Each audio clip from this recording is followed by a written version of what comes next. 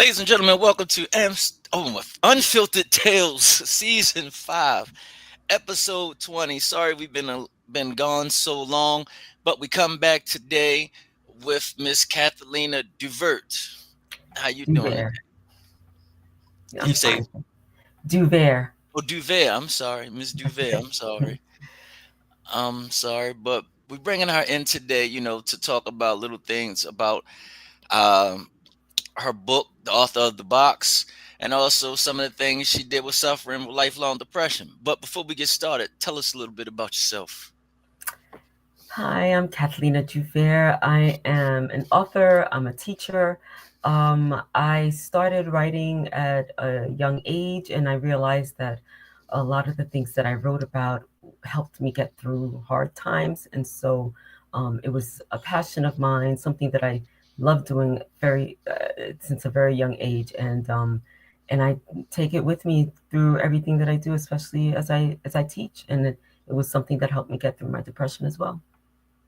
Okay, so since we jumped into that, when did you first start noticing or experiencing like depression? I started experiencing depression at around 11 or 12 years old. Oh, I'm going to say 12 years old. And I didn't realize what I was going through yet. It was Hmm. a very long time ago, and depression wasn't something that is, freely talked about as it is now. Hmm. And so I had no idea what I was going through. I just thought there were times when I thought I was just going crazy, literally crazy. And it wasn't until in my 20s when I was first diagnosed with depression. And I only went to the doctor for that because I kept, bursting to tears for no reason at all. And my sister was like, "You got to find some help for this." And it was my sister who sort of pushed me to seek therapy. And that's when I was diagnosed with depression. Okay, your sister older than you? No, actually, she's my twin sister. Oh, you have a twin. Hmm. Okay, all Yeah. right, right. So, what are some of the things you did to combat, your depression? So I found these things that helped me completely by accident. At some point, I'm going to say, oh gosh, maybe about like 10, 15 years ago, maybe about 15 years ago, my sister, my cousins, and we decided to get together, hold accountability meetings with each other to make sure that we were achieving the things that we wanted to in life. And then they, I forgot which one it was, but they were talking about um, uh, meditating on a regular basis. And I've tried meditating. It didn't really work for me. I was just like, I keep thinking about other things, and they were like, it's okay, just keep at it, just keep at it.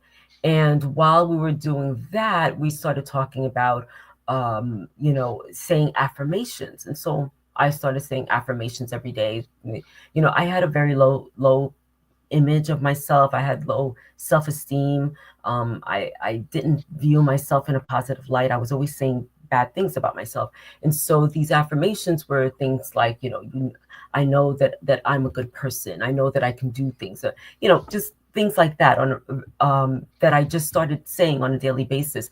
And and then I got to watching videos on YouTube. Well, not really videos, but uh, like positive speeches, of people saying things about how they've achieved their own successes and things like that. And the more I was meditating, saying affirmations, and listening to these positive, um, inspiring speeches, I felt my mindset begin to shift.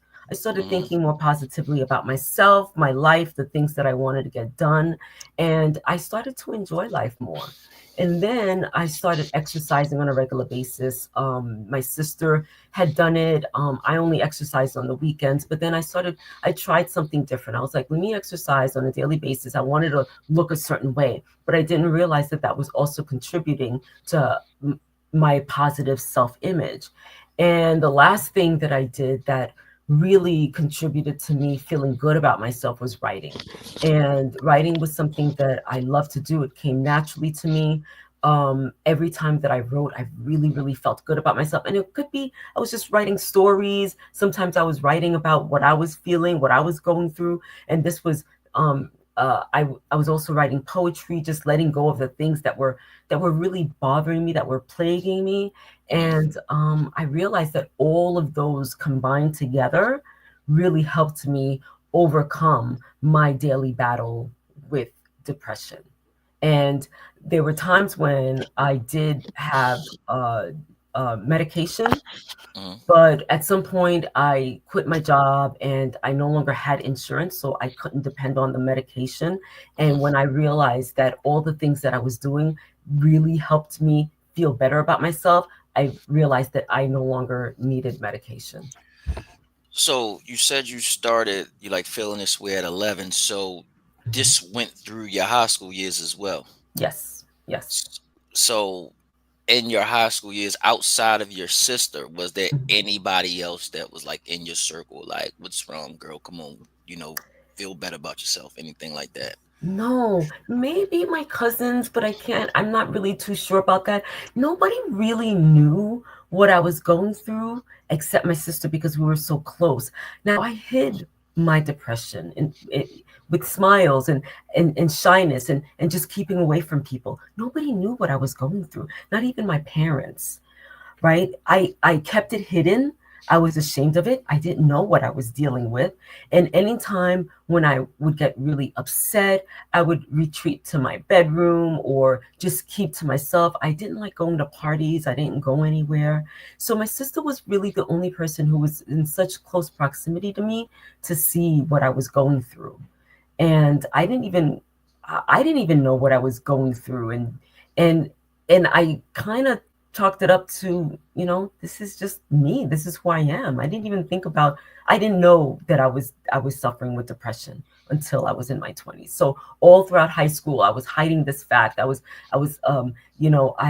even throughout college, Mm. I used to, and then throughout college, I didn't talk to anybody, so I didn't really get to know anyone during college. And I had just a small group of friends from home that we would hang out with each other. But when I was alone by myself, I'd be depressed. I'd be upset. I'd be angry. I'd hate myself. It was just, and people who did know me know that side of Kathy who was always upset. They were just like, oh, that's just Kathy. That's just how she is. Get over it. You know? Mm. So Yeah. you went on through this and you found your way out. You said, through your writing, Hmm.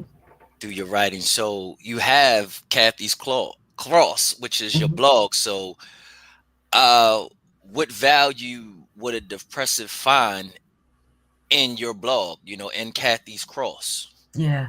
So with Kathy's Cross, I started writing that blog when I realized that all the things that I had done that helped me overcome depression. Now, I just want to say really quickly that I did not overcome depression. I overcame my daily battle with it, meaning I Okay. still suffer with depression, but all these things that I use are things that help me move along and help me not be in such a state where I don't want to do anything, because that's how you get when you're depressed. You just stay by yourself. You don't want to do anything. You close yourself off from the world. And so when I realized that all that I had done, everything that I did was what helped me through depression, I decided that I wanted to write about it. And so I created Kathy's Cross. And in it, I talk about some of the things that I go through, like Mm. that my mild case of agoraphobia, where sometimes I'm just afraid to leave the house. And Mm. it scares me when I get like that, like what is so scary about going outside, And so Could I be a talk lot. about that. It could be a That's true. lot leaving the house, That's but I get true. where you're going. I get where you're going at, though. I get where you're going. um, I talk about like some situations that I've been in that I got really angry over, and now I look at it in a different perspective, and I see the positive aspect of it. So it's all about, I call it Kathy's Cross, a depressive's positive perspective, and it's Mhm. all about like the negative things that I felt like I went through and how I could spin it around to look at it in a positive light.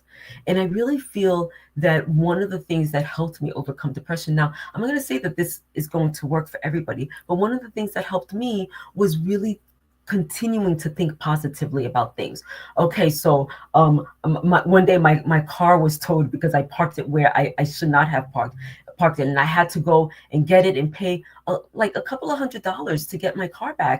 And I had to, like, in order for me not to be so angry and just ruin my day, I had to be like, well, I'm thankful that I had enough money to get my car, you know? And Hmm. so I turned it around to be like, well, this was something that happened that I was not happy about, but I can't change what happened, but I can change my outlook on it. And Hmm. that's what helped me get through some of my issues, some of the things that I had gone through. So that's what that was all about, in trying to think positive.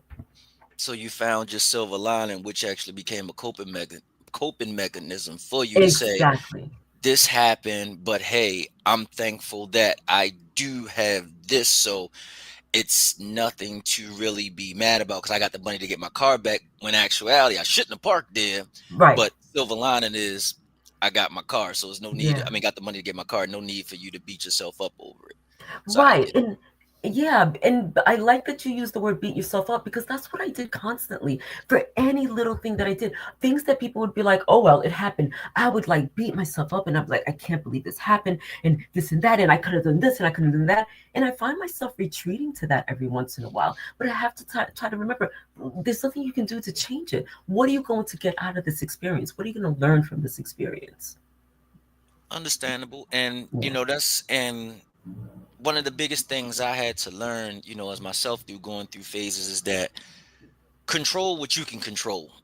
You you know, other factors are going to happen, but the one thing you can control is yourself, and you can control sometimes your outcomes, but Right. I can't control you. I can't control this situation.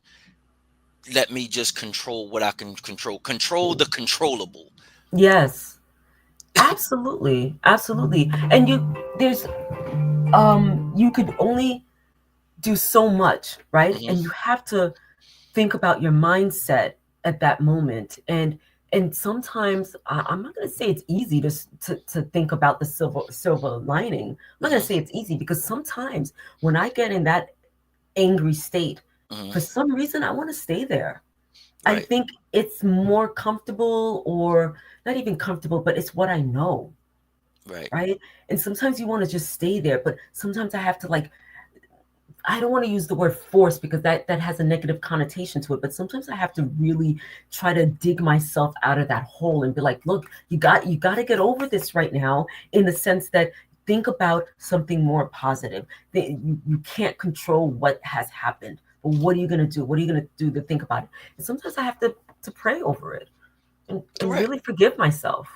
Right. And that's just human nature because it's just like the silver lining. Sometimes our mind, like, I don't want to hear that shit. I want to Mm, stay where I'm at. It's like, but you got to understand, it's like once you really let yourself go through the emotion that you're going through, and then it's mhm, like, okay, mhm. the control of the controllable, I can't control it. Yeah, So yeah, let me find something, a silver lining is to say, yeah, okay, all right, yeah, now let me get out of this funk and let me go back to yeah. doing what I was doing, because Right. if I keep thinking about it, it's only just going to put me in another state. And my reactions now, it becomes there's an action for every reaction. So I don't Mhm. want to take out something on somebody else that really had nothing to do with it. So Right. gotta control your controllable. So Yeah. And something that you said that's really important. Once you go through those feelings, now you have to decide to get out of that. And I want to stress, it's important to feel those feelings. You mhm, can't just, like, ignore what you're feeling and try to be that positive. Go through what you need to go through. And then after you've dealt with it, that's when okay, like, how else can I handle this? Or how can I regulate my feelings about this? right. And one of the biggest things, not to go from depression, but to go like Hmm. through grief and things of Hmm. that nature, it's like you being selfish because you still want the person here, but you gotta understand, like, they not suffering no more. Hmm. So being selfish to yourself to have that person still here, it's like, yeah, they still here, but that person is going through whatever Hmm. illness and they're struggling to battle through it. And the best thing for them is just to be like, let me just go ahead and pass on.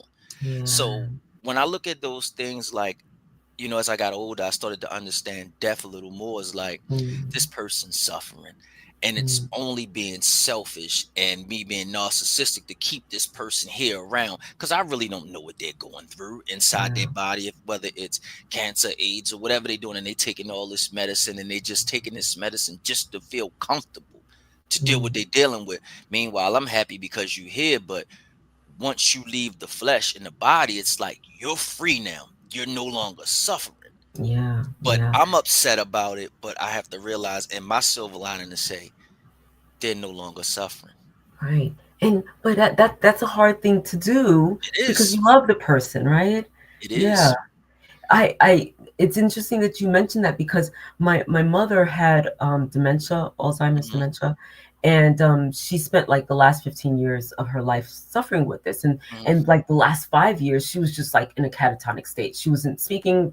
She was just there, like um, in a shell of a body, and when she finally she passed on a week before her 80th birthday, and we were able to bury her on her birthday. So we Hmm. turned it into a celebration instead of a funeral. We had a birthday cake, we celebrated her life, and we were just happy that she was no longer suffering, no longer in that dementia state that she was in.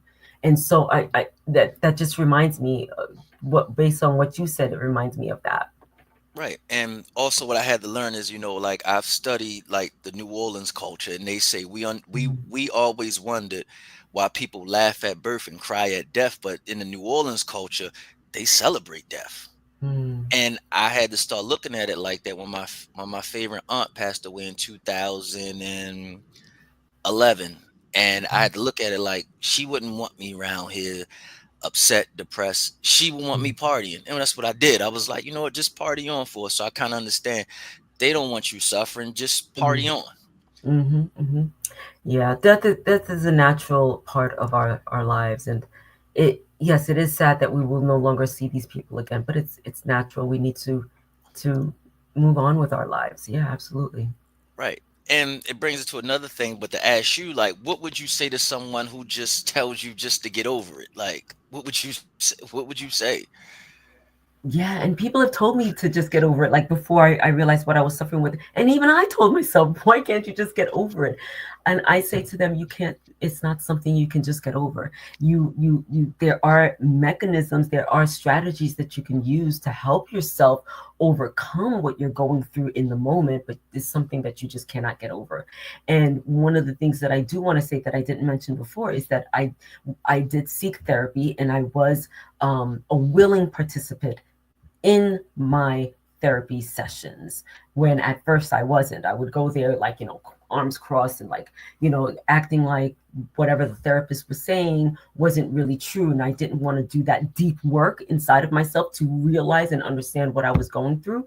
So I Mhm. would say to the person who says get over it, no, you can't just get over it. You have to have several systems in place in order to help you. And one of those systems has to be a friend that you trust, and trying to find something that will help you through it, because not everything that helps one person will help the other.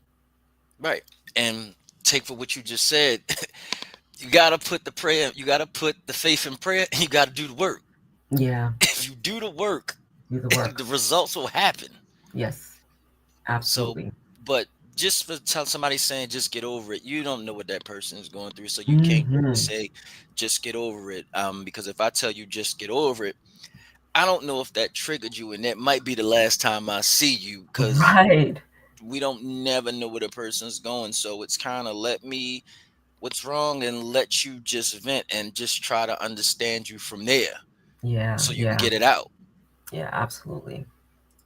So definitely you can get it out. So all right. So your depression, has it impact? You said you and your twin sister are close. Has it Mhm. impacted you? Has it made you guys even closer? Um, Uh, it impacted us at the beginning when I didn't know what I was going through. And sometimes even when I would get into my depressive states and I would not talk to her, and she's wondering what's going on with me, I think it did impact us in a negative way. But I don't know necessarily if it has made us closer.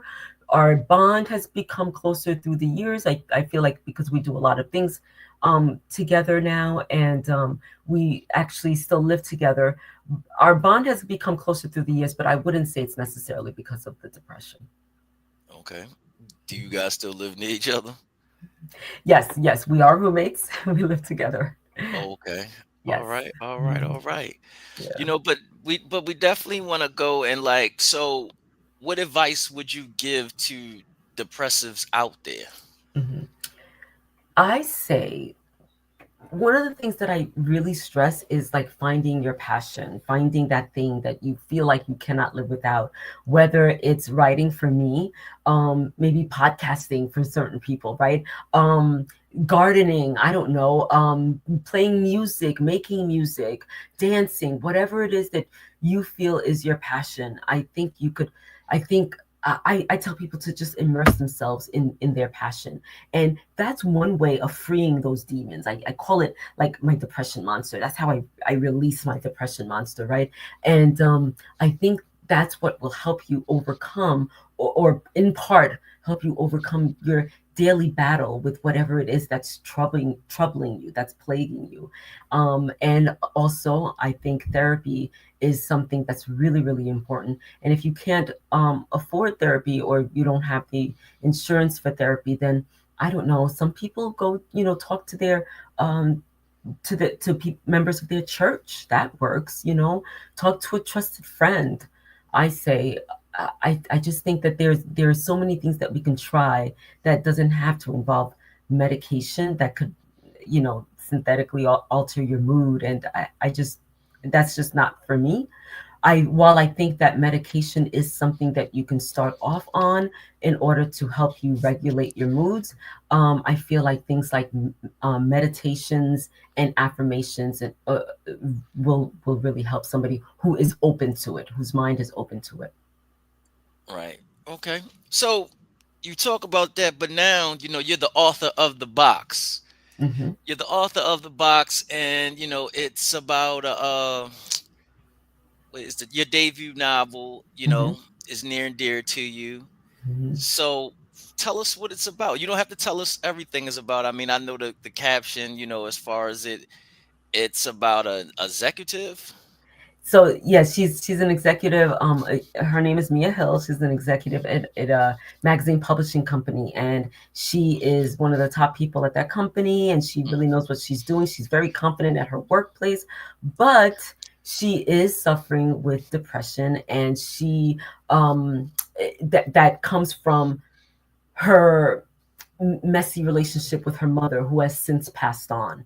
And Mm, one evening, she finds a note written by her mother, sort of telling her, if you want to find out why I was the way I was with you, then find it in my box. And so mm, she's on this emotional journey, and of trying to find, well, what box is this and what's inside this box that will help me understand my mother. And through this, she becomes closer with her sister, who she's always had issues with, and her father, who's sort of like a loner and keeps to himself, like and through this journey, she becomes closer to them. She finds out, she learns about her mother, and that helps her deal with her depression on a wider scale.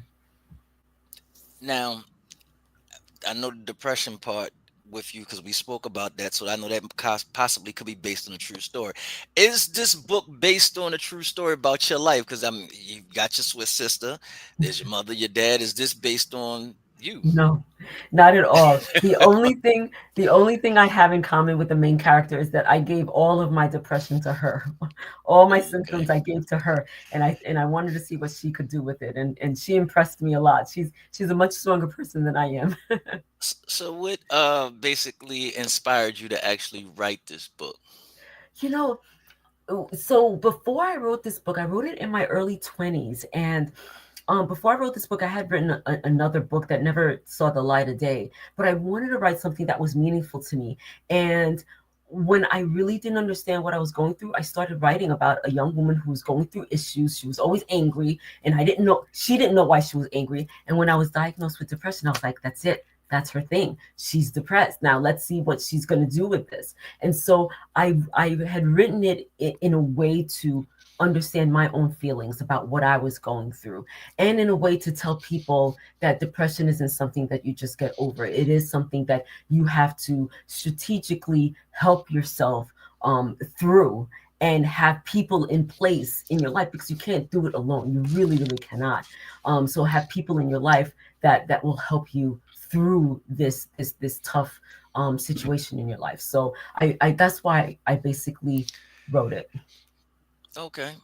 Well, we haven't done this in a while. This is my favorite part of the show, where it's called "I Be Damned," where people write in stories about their day. If you haven't listened to the show, this nobody gets hurt. People write into the show, tell us what happened, and we actually have Nicole today. But it's not her. It's written about her. So here we go. And "I Be Damned." I'm a working class man, but I have dreams of marrying well and living the good life. I see on social media every day.